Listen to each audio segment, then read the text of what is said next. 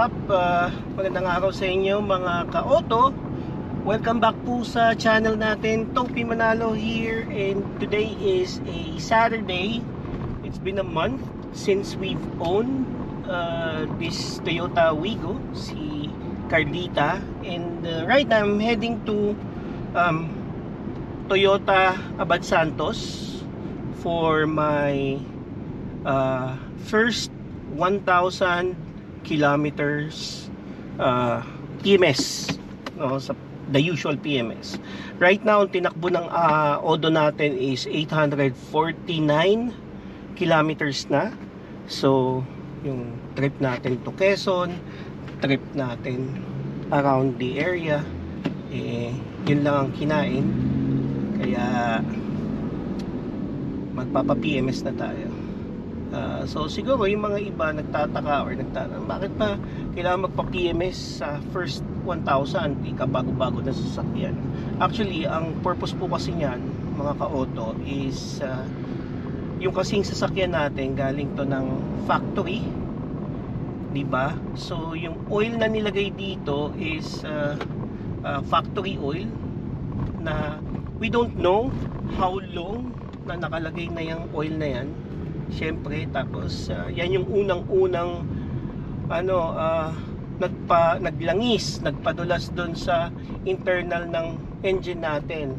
Kaya it's always best na after 1,000 kilometers lilinisin natin yan, tatanggalin at papalitan.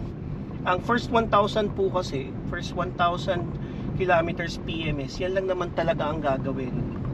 Papalitan lang yung oil, palit lang ng oil filter, check lang nila kung how is the overall condition ng sasakyan, and that's it.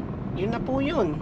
Yun lang talaga. Kaya usually mabilis at mura lang yan dahil wala namang ibang kasamang babayaran.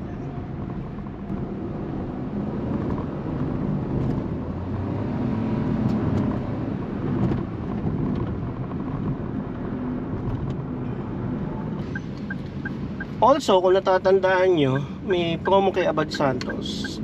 Isa dun sa promong yun, I would like to avail. Yun yung kanilang undercoating promo.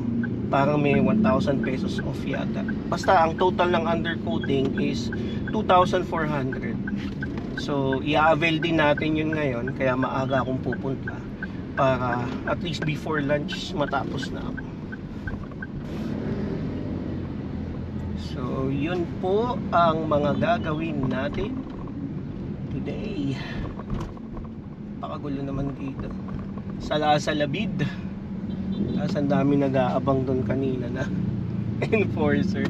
Mukhang alam na lang maraming nagkakamali rito. Kaya guys, I'd suggest ingat kayo rito sa Metro Manila kasi alam ko talamak ang mga nanghuhuli rito. I mean, this is well known for corruption ng mga nanghuhuli. Kaya I suggest ingat-ingat tayo.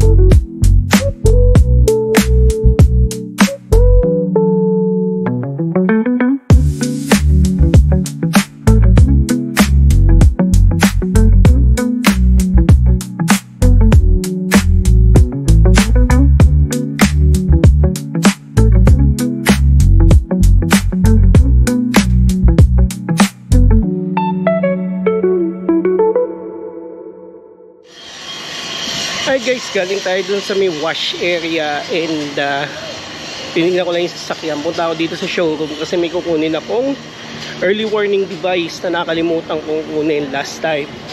So punta tayo sa showroom, tignan rin natin ano mga naka-display na sasakyan. Right?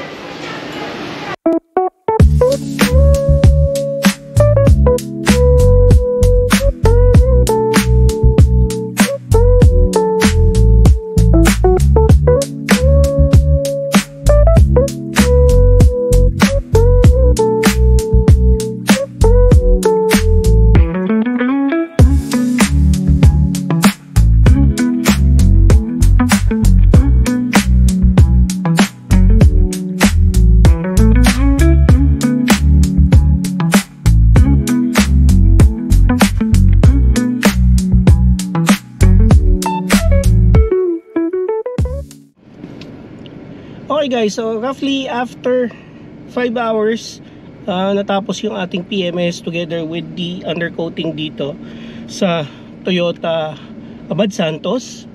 So nakita niya yung facility nila and di ko lang nakunan yung mga ginawa kasi I think bawal yung customer na sa side na yun. Pero basically what they did was inuna nila yung PMS and then hinugasan yung sasakyan, hinugasan yung pang ilalim in preparation for the undercoating, and then tsaka nila sinunod yung undercoating and yun, so far okay naman lahat, maayos. So bagong car wash pa, libre car wash yung sasakyan natin ngayon.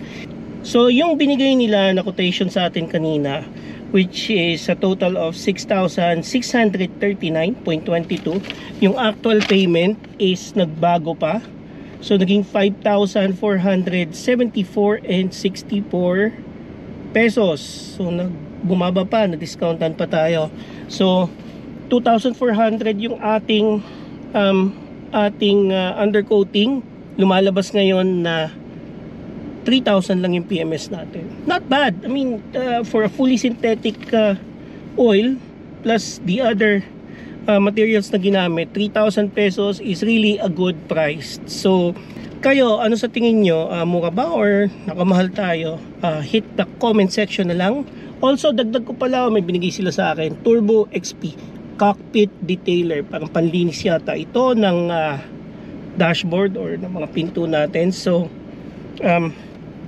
this is nice. Very good. And, yun. Kung nagustuhan nyo yung video natin, guys, pakihit na lang yung like button. And kung bago kayo rito sa channel natin, I would like to invite you to please subscribe to my channel and hit the bell notification for more updates. Again, maraming salamat mga ka-auto, nakaabot kayo dito sa last part ng video natin. Until next time, Topi Manalo po is signing off. Kita-kits tayo. Bye-bye.